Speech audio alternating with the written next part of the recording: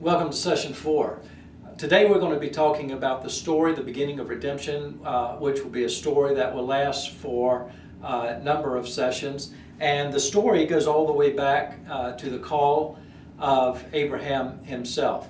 So we are just now coming out of a number of stories that talk about the fall, going all the way from the Garden of Eden through the Tower of Babel.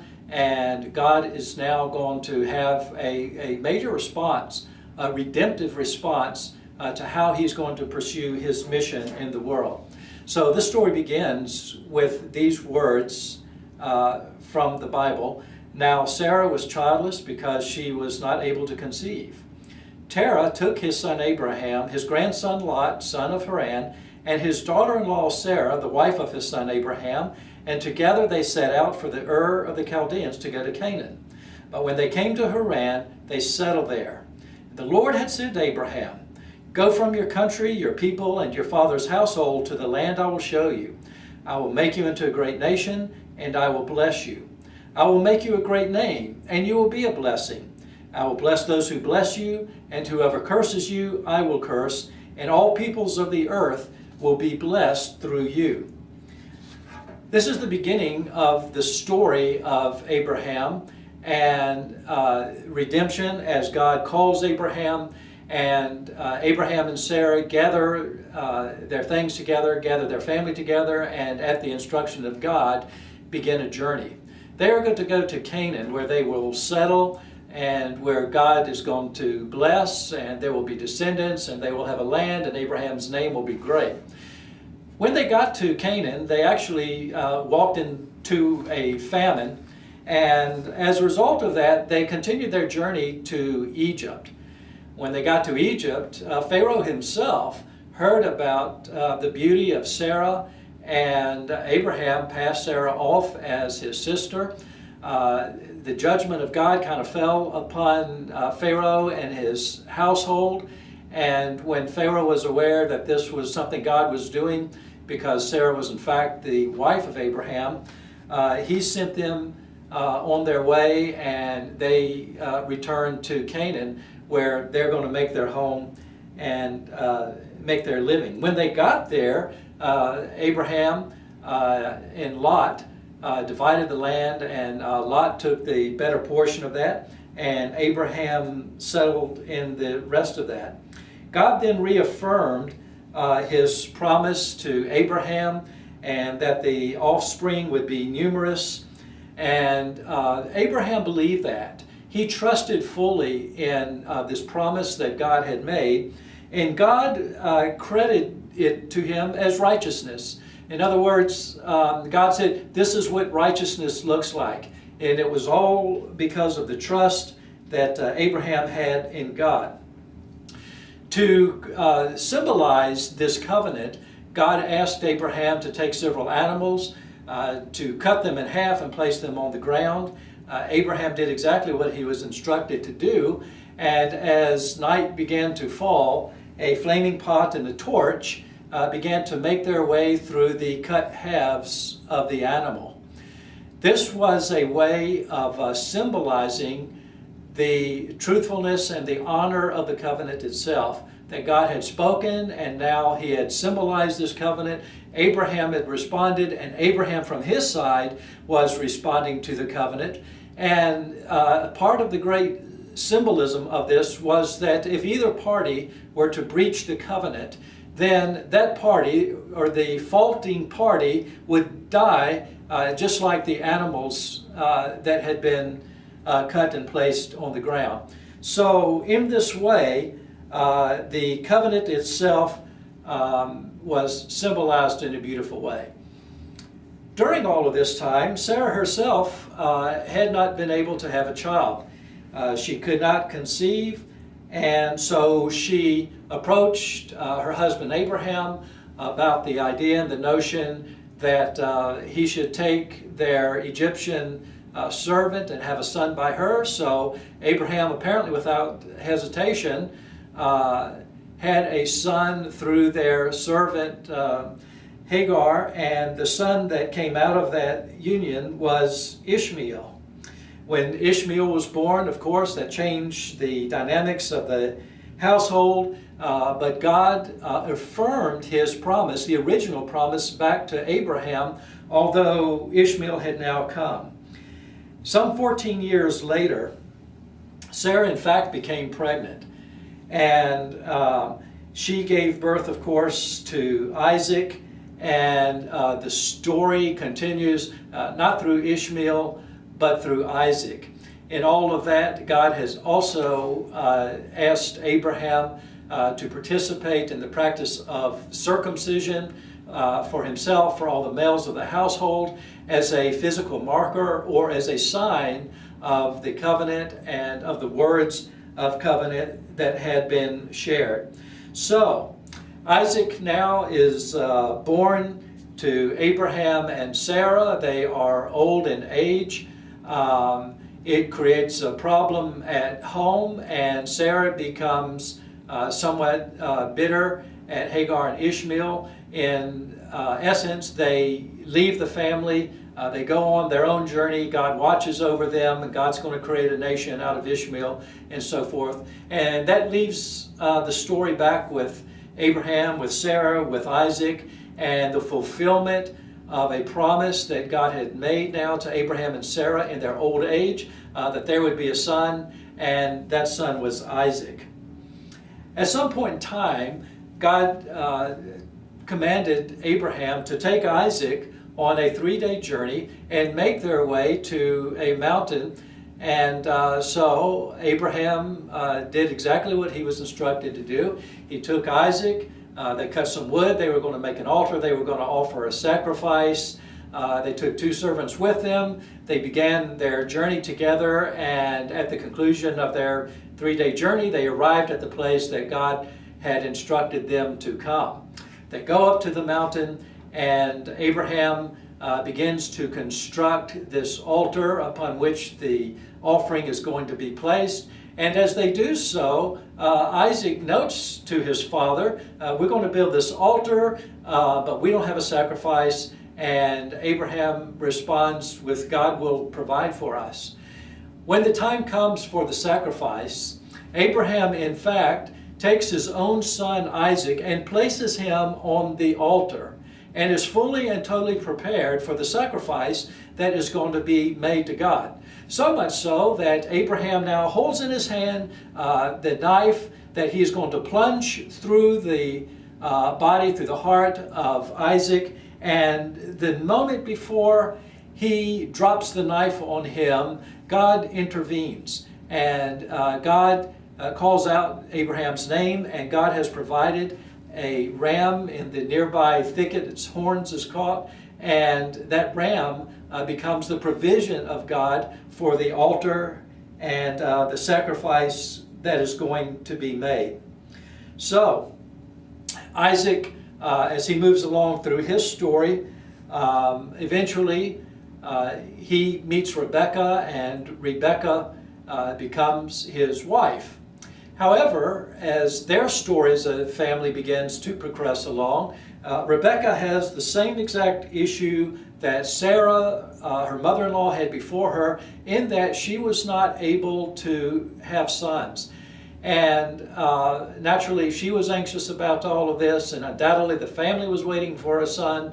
And so Isaac prayed for her, and when God responded to this prayer, it is as if he just doubly blessed them with twins. And so Rebekah was carrying in her womb 2 boys that even in her womb they seemed to be warring against each other, 2 boys that would become 2 nations, 2 boys that would struggle against each other, 2 boys that would be so very much different. And when she gave birth to these 2 boys, Esau was born first, and after he was born, or right as he was being born as well, the hand of Esau's brother Jacob was holding on to the very heel of Esau as Jacob was then born. Esau was a huntsman and an outdoorsman. Jacob was an indoorsman, stayed around the home, and they were just so very different. Jacob was always thinking of ways to practice some form of practical deception. And because of the birth order of Esau first and Jacob first, Esau obviously and naturally would be the one who would receive the birthright from his father Isaac, and would also receive the blessing from his father Isaac. And so certainly the expectation was that the story, or the mission of God's story, would now flow from Abraham to Isaac to Esau. It just seems like that's the natural progression of the way things would unfold. However, Esau one day comes home, and he has been hunting, he's been out, he's very hungry, and Jacob is home, and Jacob is preparing a soup, and Esau is just so hungry, he just can't wait to get a taste of this soup and be able to eat it. And Jacob sizes up quickly the circumstances and realizes this could be an opportunity for him. So Jacob requires of Esau that he turn over to him the birthright that Esau had to get a cup of soup. And Esau is thinking that he is going to be dying anyway, and so he gives up to Jacob the birthright. And the story unfolds, and at another time, towards the end of Isaac's life, his eyesight is failing, and it's time for him now to bless his sons. So Isaac instructs Esau to go out, do some hunting, to prepare for him his favorite dish, to bring it back. And when all of that was done, Isaac would then complete the blessing that he would bestow upon Esau. Well, it just so happened that Rebekah and Jacob had wind of this, and while Esau was out hunting, they put a meal together and gave it to Isaac as if Esau had presented it to it. Jacob presented himself to his father as if he were Esau, and Isaac blessed Jacob. Later on that evening, when Esau came home, not knowing that any of this had happened, the story reveals itself, and at that time, of course, Esau is aware that he has not only forfeited and given up the birthright, now he has forfeited and given up the blessing itself. So the story now takes a turn, not through an older son, but through the actions, the duplicitous actions of Jacob himself. That leaves, obviously, Jacob in somewhat of a very precarious situation. He knows that at this point in time, he's going to have to leave the area. He's going to have to flee from Esau, his brother, who is very outraged at him. And so the plan is that Jacob will go to Laban's house, his uncle's house, and for years he will reside there in safety. So Jacob begins his travel, begins his journey, and on the way in that journey, he has a vision one night that there is a ladder that stretches from earth to heaven, and the angels of God are ascending and descending, going up and down that ladder freely. And he recognizes that this is a vision that God has given him, and he continues his journey to Laban. When he gets to Laban, he meets, obviously, Laban's family, and he desires to marry one of his daughters. Laban had a couple of daughters, Leah and Rachel, and Jacob's interest was in Rachel, the younger of the two daughters. So Jacob served Laban for 7 years, managing his flock and taking care of the well-being of all of that. And the deal was that at the end of that 7 years, Laban would give Rachel to Jacob, and they would be married. When that 7 years was ended and the celebration was had, in this story, Jacob himself became the victim of that which he was often the perpetrator, and he was deceived by his father-in-law. For throughout all of the consummation of this relationship and this marriage, rather than Jacob being married to Rachel, whom he desired, he was married, in fact, to, or consummated this relationship with Leah, for whom he had little desire. And so Jacob and Laban went back to the drawing board, and Jacob served another 7 years so that he could be married to Rachel. At the conclusion of that time, he and Rachel were in fact married, and Jacob now has Leah and Rachel as his wives.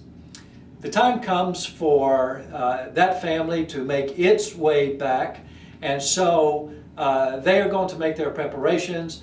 In fact, they are going to just flee from the homestead. They're going to be leaving Laban.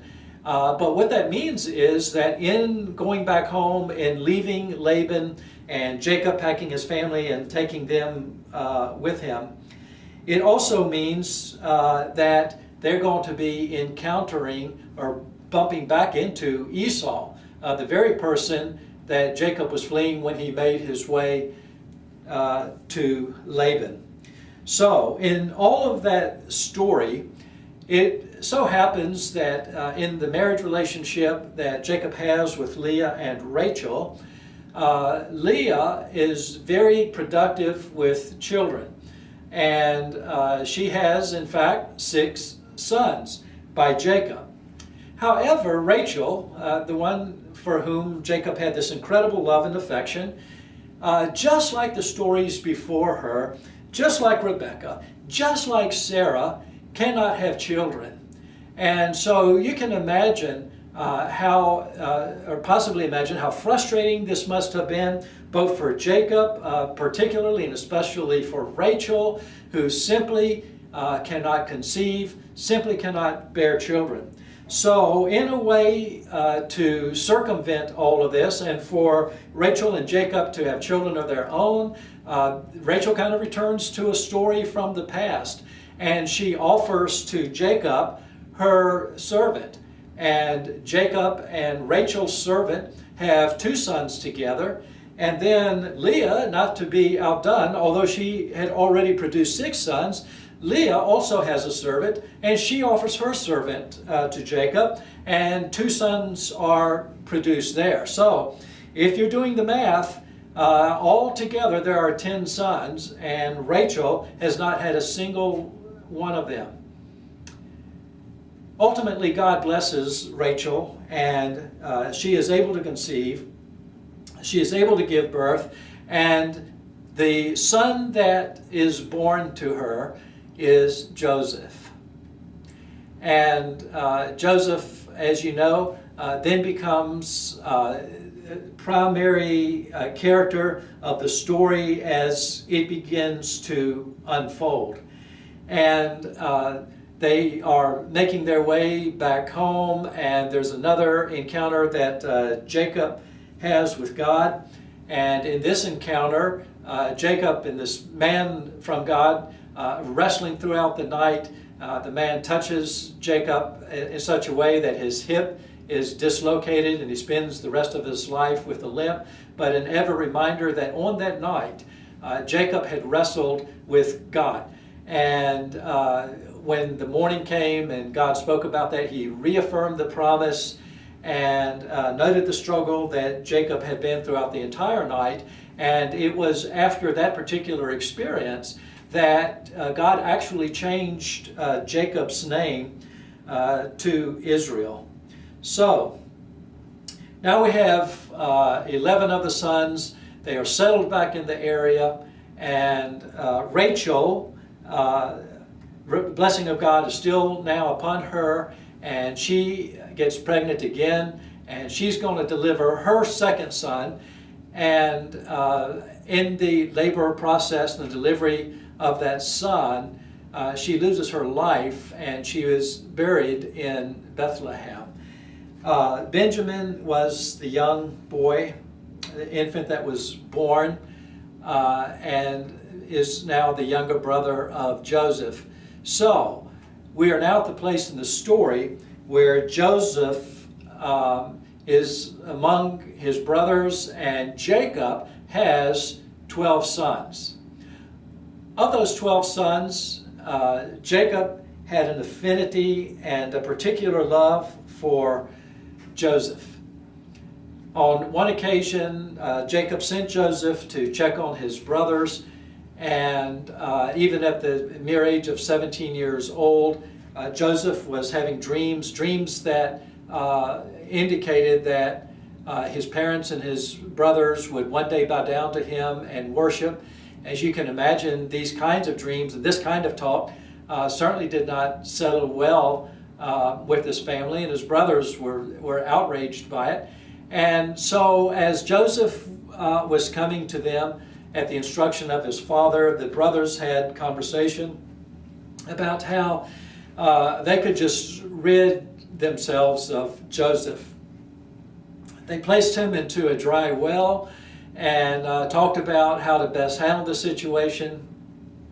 The decision was made to take this beautiful coat that Joseph had made particularly and especially, or that Jacob had made for Joseph, and stripping it from Joseph, they killed a goat, dipped the coat into the blood of the coat, and they sold Joseph off to a caravan that was making their way to Egypt.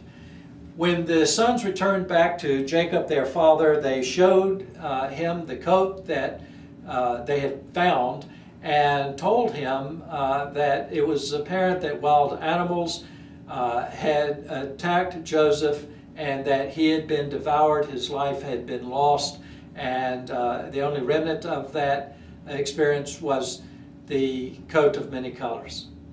So the story begins to unfold. Joseph, in a sense, is really out of the story, at least from the perspective of his own father and his brothers.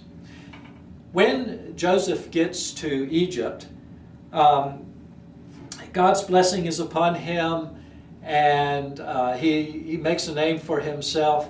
He actually ends up in the home of Potiphar, who is one of the officials of Pharaoh. Potiphar's wife has an interest in Joseph, and she tries to express that interest. And Joseph flees from her.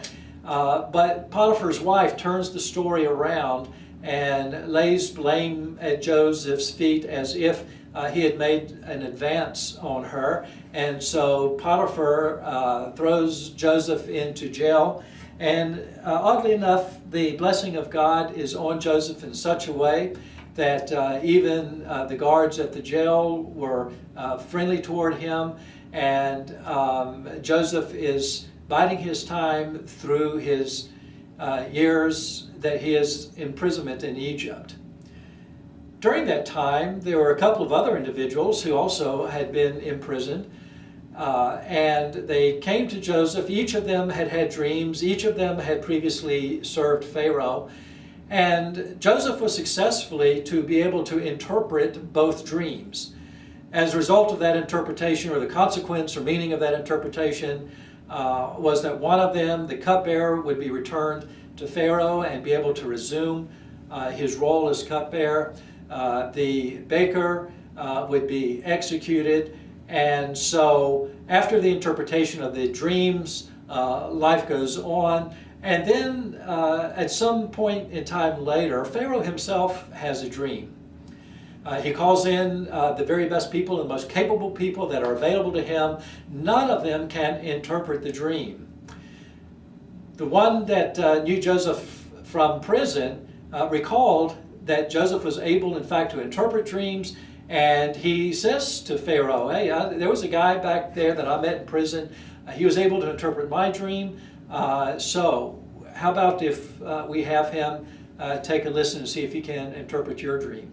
So Joseph was brought before Pharaoh. Pharaoh revealed to him the dream that he had, and Joseph was able to interpret that dream, the meaning of which was that for 7 years the land of Egypt would have plenty, but for 7 years after that the land of Egypt would be in famine. So Pharaoh appointed Joseph to manage, to be second in command to manage and distribute the grain that would be brought, and Joseph would manage those 7 years of bounty, and then he would in return also manage those 7 years of fasting, and Egypt would be able to survive the entire length of this 14-year journey. So Joseph is very capable in what he's been assigned to do. He has managed and God has blessed. The famine is so great that it has also reached the land of Canaan. So Jacob and his sons, still in the land of Canaan, realize that they must do something for grain, and Jacob says to 10 of his sons, I want you to go to Egypt and get some grain, bring it back here. So 10 sons make their journey to Egypt. They end up in the very presence of Joseph, who is managing all of this. And Joseph, when he sees them, immediately recognizes who they are and knows them as his brothers. His brothers, however, are not able to recognize him as Joseph. So Joseph instructs that their sacks be filled with grain, but he also instructs that the silver coins or the money that they had brought to purchase that grain be placed back into the sack. So the brothers, after meeting with Joseph, and after, of course, Joseph interrogating about the family and about the health of his father and whether he was still living, and about that younger son, Benjamin, the brothers began to make their way back. While they are on the journey, they open their sacks and they see the silver coins, and obviously they understand and realize this could be a very dangerous kind of situation. They return back to Canaan, and then they have to double up their money and take further gifts with them as they go back to Joseph when there is a need for more grain. They come into the presence of Joseph. They tell the story. At that time, Joseph has also requested that the younger brother be part of the journey, and Joseph is so very overwhelmed by seeing his brothers that he just has an emotional moment apart from them. He comes back to them and assumes the role of second in command, the brother still not realizing and recognizing who he is. And so their sacks of grain are filled again, but this time not only are the silver coins placed back into the sacks of grain, this time Joseph has made instruction to a steward that the steward take the personal silver cup of Joseph and place it specifically in the sack of grain that belongs to the youngest son, Benjamin. The brothers leave on the way, and Joseph sends entourage after them.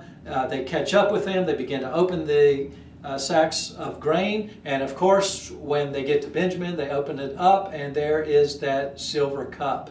And the brothers are just beyond themselves trying to explain, for they had not known that all of this had happened, and so they are taken back to Joseph.